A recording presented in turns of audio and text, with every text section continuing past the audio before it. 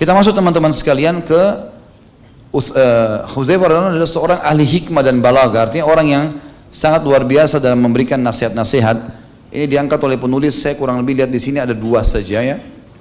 Yang pertama adalah perkataan beliau yang masyhur, hati itu ada 4 macam, beliau katakan.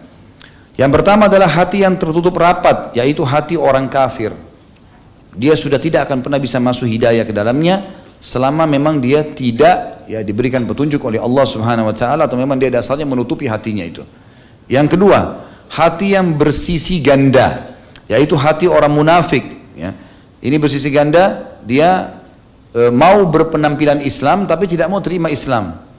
Kan unik ya, mestinya orang munafik itu jadi kafir saja, tapi dia tidak mau, memang dia berkedok dengan kita, pakai baju kita, berbicara dengan kita sesuai berkedok, dan membantu orang kafir untuk menyerang kaum muslimin. Ini hati yang kedua, dan ini buruk dua-duanya. Yang ketiga, hati yang bersih dalam sebuah lentera ya. Dan yang dimaksud dengan hati yang bersih adalah hati yang imannya penuh dan tidak bercampur baur antara sunnah dengan bid'ah ya, syirik dengan tauhid, tidak bercampur baur, jadi betul-betul dia memurnikan. Dan yang keempat adalah hati yang mengandung iman dan fusuk atau nifak. Hati orang muslim, mukmin, tapi dia masih mencampur baur dengan maksiat di dalam hatinya. Perumpamaan iman ini adalah seperti sebuah pohon yang disiram dengan air yang baik. Perumpamaan nifak adalah seperti luka yang bernanah dan berdarah. Mana yang lebih dominan, itulah yang mendominasi.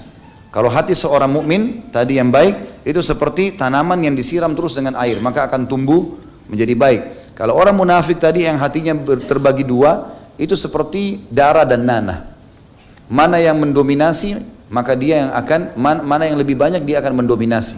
Artinya kemunafikan akan lebih cenderung, dua-duanya buruk. Kalau dia mau buat baik pun dia pasti punya tujuan dan target untuk dia dapat respon kembali. Kalau dia berbuat buruk memang dia niatnya makar untuk menyusahkan orang-orang. Hudzaifah juga berkata dengan sastra yang tinggi atau balaghah, sebagai nasihat yang menyentuh, kata beliau di sini penulis, sesungguhnya kebenaran itu berat, sekalipun demikian ia lezat. Ini kalimat perlu digarisbawahi teman-teman. Kebenaran itu berat, tapi dia punya kelezatan. Kebatilan itu ringan, gampang bohong misalnya. Tetapi ia membawa penyakit.